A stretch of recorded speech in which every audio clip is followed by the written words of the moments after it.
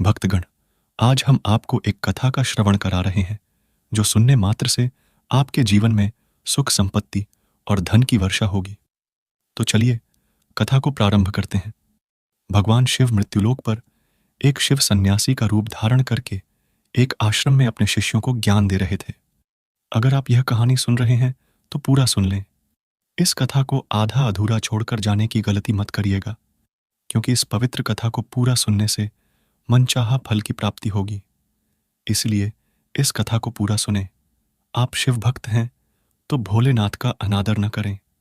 भीड़ भाड़ से दूर जाकर जब कोई व्यक्ति अपने आप में समय बिताता है तो उसके मन में अलग अलग प्रकार की चिंताएं पैदा होती हैं। मनुष्य की प्रवृत्ति ऐसी होती है कि वह अक्सर नकारात्मक विचारों में रमता रहता है। उसका ध्यान यहां पर जाता है कि वह अपने लक्ष्य को कैसे पूरा कर सकता है, और इससे जुड़े सवाल उसके मन में उठते हैं। वह सोचता है कि अगर वह अपने लक्ष्य को पूरा नहीं हुआ तो मैं क्या करूंगा, और इस प्रकार की नकारात्मक विचारधारा के कारण जीवन डर डर कर देता रहता है।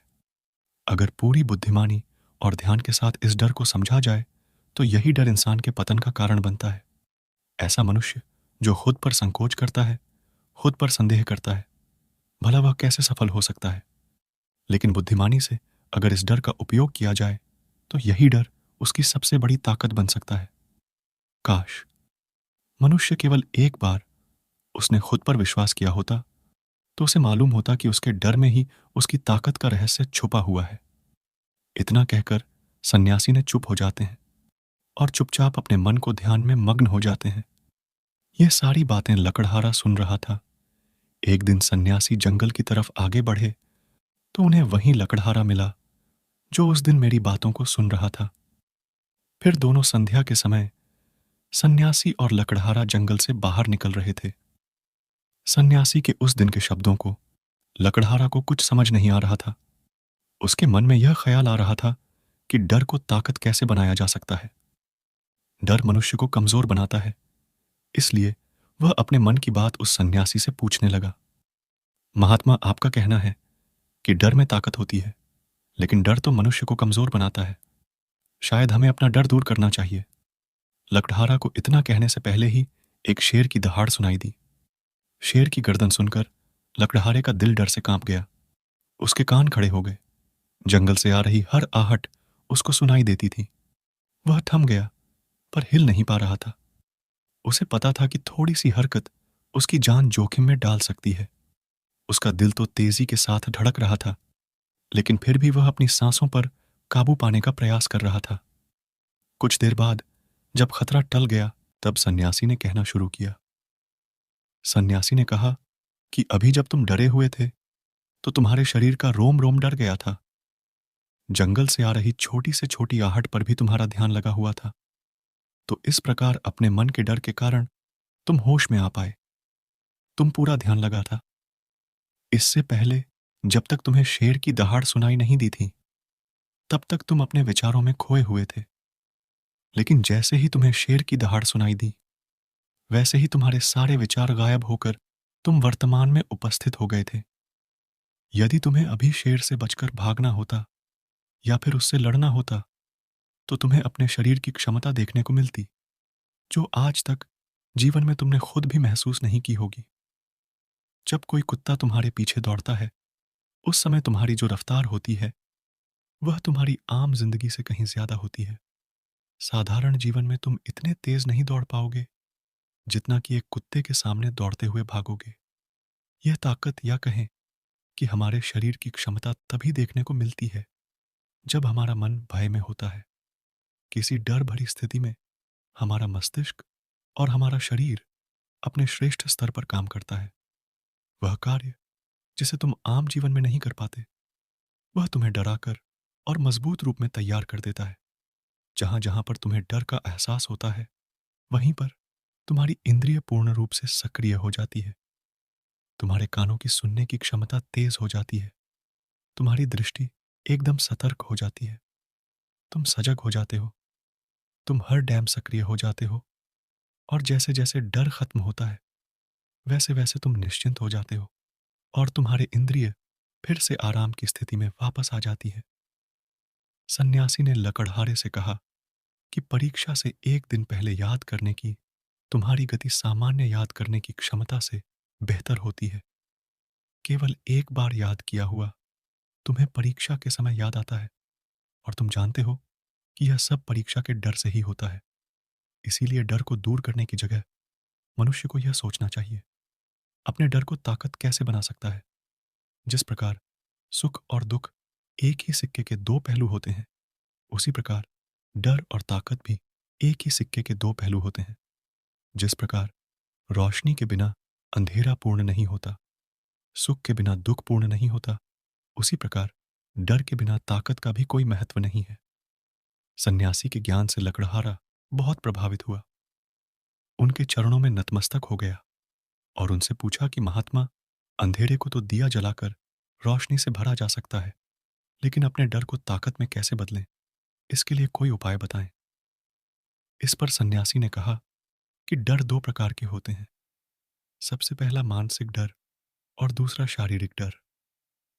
सन्यासी ने लकड़हारे को समझाते हुए कहना शुरू किया कि मान लो तुम्हें जंगल से होकर गुजरना है और अचानक तुम पाते हो कि तुम्हारे मन में फेर का ख्याल आ गया। अभी तक प्रत्यक्ष रूप में शेर तुम्हारे सामने नहीं आया है, न उसकी दहाड़ सुनाई दी, मतलब दूर दूर तक कोई अंदेशा नहीं है कि जंगल में शेर मौजूद है। लेकिन शेर का ख्याल आने से तुम्हारे मन में एक डर पनप गया। अब तुम्हारा उठने वाला एक एक कदम उसी डर से अभिभूत होगा। हर समय तुम्हारे मन में यही ख्याल चलेगा कि कहीं शेर न आ जाए। यह शेर वर्तमान में तुम्हारे सामने नहीं है, यह तुम्हारी मानसिक कल्पना है। इसी प्रकार जो मनुष्य अतीत और भविष्य की चिंताओं में डूबा रहता है, वह मानसिक डर का शिकार होता चला जाता है। इसी विडंबना के कारण वह अपने जीवन में जीतने भी निर्णय लेता है। वह सारे मानसिक डर से ग्रसित होते हैं। इसीलिए ज्यादातर मनुष्य पूर्ण रूप से अपने निर्णय पर भरोसा नहीं कर पाते हैं, और यही निर्णय या फिर फैसले जो आधे मन से लिए जाते हैं, मनुष्य के कार्य को पूरा नहीं होने देते। लेकिन यह भी सत्य है कि मानसिक डर के कारण ही इंसान अपनी तैयारी पूरी करता है। अगर तुम्हारे मन में शेर का ख्याल नहीं आएगा तो तुम शेर से सुरक्षा के लिए कोई भी कदम नहीं उठाएंगे। लेकिन अगर तुम्हें शेर का ख्याल आ गया तो तुम उससे सुरक्षा के लिए कोई ना कोई तरीका जरूर अपनाओगे। तो इसीलिए मानसिक डर बेकार नहीं होता, वह आपकी सुरक्षा को और ज्यादा मजबूत भी करता है। लेकिन समस्या तब शुरू होती है जब आप चाहकर भी कुछ नहीं कर सकते, लेकिन उसके बावजूद आप मानसिक दर्द झेल रहे होते हो। उदाहरण के लिए, कुछ लोग हमेशा यह सोचते रहते हैं कि उन्हें कभी बीमारी नहीं होगी, कहीं उनके साथ कभी दुर्घटना नहीं होगी, कहीं उनके साथ कभी धोखा नहीं होगा। लेकिन इन सभी घटनाओं पर उनका कोई नियंत्रण नहीं होता, यह उनके हाथ में नहीं होता। अगर किसी को दुर्घटना का घटना होना है तो वह हो जाएगा, अगर किसी को बीमार होना है तो वह हो जाएगा। बिना किसी बदलाव के खान पान और अच्छी दिनचर्या का पालन करने के बाद भी अगर कोई बीमार हो जाता है तो इसमें उसका कोई नियंत्रण नहीं होता। उसने अपनी ओर से पूरी कोशिश की और यही उसका कर्तव्य था, क्योंकि कोई भी किसी की भाग्य रखने में किसी को कुछ नहीं कर सकता। जो घटनाएं इंसान की पहुंच के परे होती हैं, वह उनसे भी परेशान होता रहता है, उनसे भी उसका मन घबराता रहता है, और यही मानसिक डर उसके पतन का कारण बनता है। और यही मानसिक डर अगर सही तरीके से इस्तेमाल किया जाए तो मनुष्य समझदार और अनुभवी कहलाएगा। जो इंसान यह सोचता है कि कांटे सिर्फ दर्द देने के लिए ही बने हैं, वह यह भूल जाता है कि कांटे ही फूलों की रक्षा करते हैं। इसी प्रकार एक ज्ञानी मनुष्य किसी भी चीज का उपयोग अपने सकारात्मक तरीके से कर सकता है, लेकिन एक अज्ञानी मनुष्य अपनी अज्ञानता पर उन चीजों को भी छोड़ देता है जो उसके लिए उपयोगी होती हैं। विवेकशील मनुष्य घूमते हुए पत्थरों से भी महल खड़ा कर लेता है, लेकिन अज्ञानी मनुष्य उन पत्थरों को दूसरों पर थूकता रहता है। अगर किसी व्यक्ति को अपने मानसिक डर को ताकत में बदलना है तो उसके कुछ नियम हैं और कुछ उपाय हैं। सबसे पहला उपाय है अपने विचारों का अवलोकन करना। हम अपने जीवन में अपने विचारों का विचार करेंगे तो हम देखेंगे कि अधिकांश विचार हमारी कल्पना से उत्पन्न होते हैं और इसी कारण से वह डर भी केवल काल्पनिक होते हैं। विचारशील लोग जब विचार करने के लिए कुछ नहीं पाते तो वे अर्थहीन बातों पर ध्यान केंद्रित करते हैं। यह बेकार विचार उन्हें परेशानी में डालते हैं और इसके साथ ही उनके परिवार और सगे संबंधियों को भी परेशानी होती है। इसीलिए ज्यादा सोचने वाले लोगों को यह समझना चाहिए कि मन में उठ रहे तमाम विचारों में से काम के विचार कौन से हैं और बेकार के विचार कौन से हैं। जो निरर्थक विचार हो उन्हें दूर कर देगा और जो सार्थक विचार हो उनको गहराई से सोचना शुरू करो। तभी तुम्हारी समस्याओं की, तुम्हारी उलझनों के उपाय निकलेंगे। मानसिक डर को दूर करने का दूसरा उपाय है उसका सामना करना। इसका मतलब यह नहीं है कि तुम शेर के सामने जाकर खड़े हो जाओ, बल्कि इसका मतलब यह है कि पूर्ण सुरक्षा के साथ तुम जंगल में जा रहे हैं। यदि जंगल में जाना बहुत आवश्यक है तो तुम शेर के डर से अपने घर पर नहीं बैठ सकते हो। इसी प्रकार मनुष्य के जीवन में बहुत सारे डर होते हैं, जैसे कि परीक्षा का डर, लक्ष्य न पाने का डर, झूठ बोलने का डर, सच के पता लग जाने का डर, अपनों को खो देने का डर, दुर्घटना हो जाने का डर। लेकिन जैसे जैसे समय के साथ इन डरों का सामना किया जाता है, वैसे वैसे ये डर जीवन से दूर होते चले जाते हैं। अगर तुम इनसे बचने का प्रयास करते हो तो ये जीवन भर तुम्हें सताते रहेंगे। ये तभी दूर हो सकते हैं जब तुम इनका सामना करो। कुछ लोगों को तो दूसरों के सामने खुलकर बात करने में भी डर लगता है। ऐसे लोगों को अनजान लोगों से बात करनी चाहिए। इतना ही वह लोगों से बात करेंगे उतना ही उनके मन का डर दूर होता जाएगा। मानसिक डर को कमजोर करने का तीसरा उपाय है अपने डर को स्वीकार करना। बहुत सारे लोग अपने जीवन में अपने डर को स्वीकार करने में संकोच करते हैं। अगर आप उनसे पूछेंगे कि उन्हें किस बात से डर लगता है तो वे आमतौर पर यह कहेंगे कि उन्हें किसी चीज से कोई डर नहीं है। लेकिन दूसरों की नजरों में ऊंचा उठने के लिए यह झूठ उन्हें बहुत महंगा पड़ता है। अगर वह अपने डर को स्वीकार करना नहीं सीखेंगे तो वह जीवन भर उस डर से मुक्त नहीं हो पाएंगे।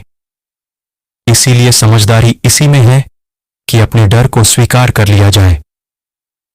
अगर आपको किसी चीज से डर लगता है तो किसी से शर्माना करें या झिझकने की जरूरत नहीं है।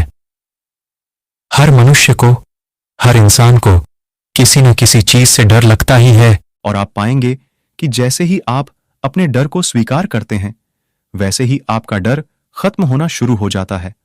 और जितना ही आप अपने डर को छुपाने की कोशिश करेंगे आपका डर उतना ही मजबूत होता चला जाता है।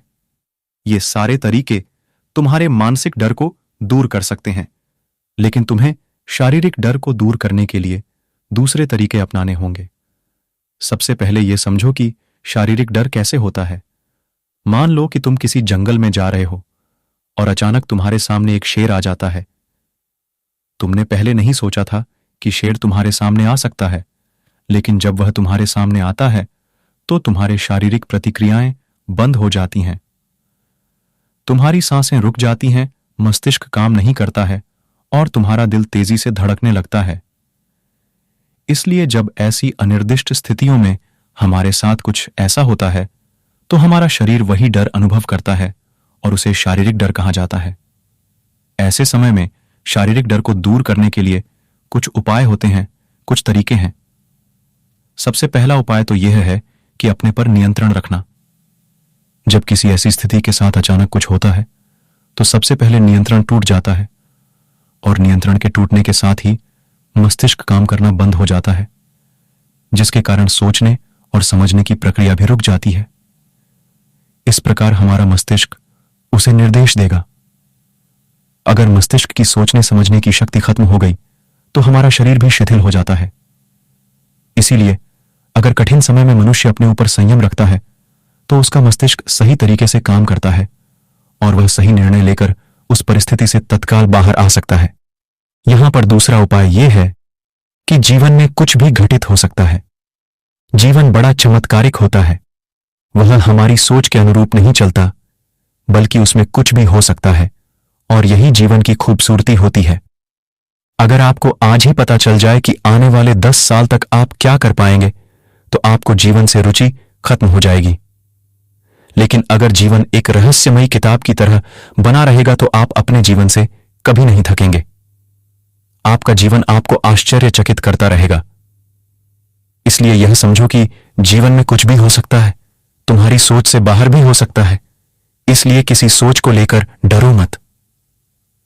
सन्यासी ने अपनी बात खत्म करते हुए कहा कि इस तरीके से तुम अपने मानसिक और शारीरिक डर को दूर कर सकते हो और आनंद से भरा हुआ जीवन जी सकते हो। इतना कहकर फिर सन्यासी अपनी कुटिया में चले जाते हैं और उधर लकड़हारा अपने डर को खत्म करते हुए घर की ओर चले जाता है। फिर भगवान शिव यह ज्ञान देने के बाद कैलाश पर्वत के लिए प्रस्थान कर जाते हैं। इस वीडियो को बोलते समय कोई त्रुटि हो तो मैं क्षमा चाहती हूं। उम्मीद है आप सभी को यह वीडियो अच्छी लगी होगी। अगर आप शिव के सच्चे भक्त हैं तो चैनल को सब्सक्राइब और वीडियो को लाइक करके कमेंट में हर हर महादेव लिख दीजिए।